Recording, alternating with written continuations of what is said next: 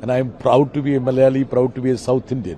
The reason is that the other day, while I was speaking in the house, she made a derogatory remark, lungi wala, against me. I was wearing dhoti, and I am proud to be a Malayali, proud to be a South Indian.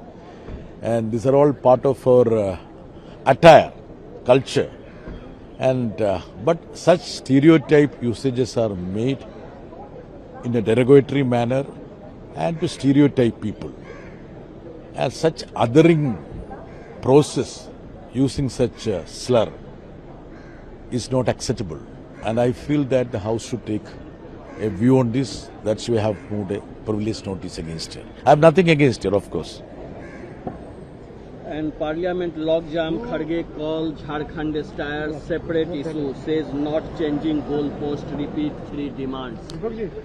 Day one, we have been demanding discussions on the paper leak, Ayodhya scam, and petrol scam. These 3 issues. Now the government says that they are ready to provide a Lamba Bhashan of the Home Minister. We didn't want any Bhashan from the Home Minister. Who wants it? We wanted to have a clear-cut statement on the reason of the assault on the children, our students, on 20th. That was all our demand.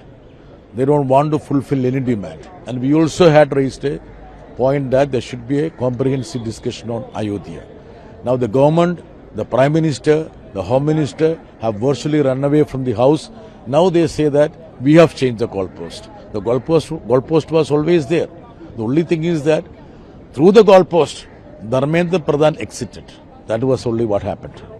See, it's not only those parties which are with the opposition bloc, even those parties which are supporting this government has come out against the FCRA. And I can tell you this is not against minorities alone. This is against the civil society.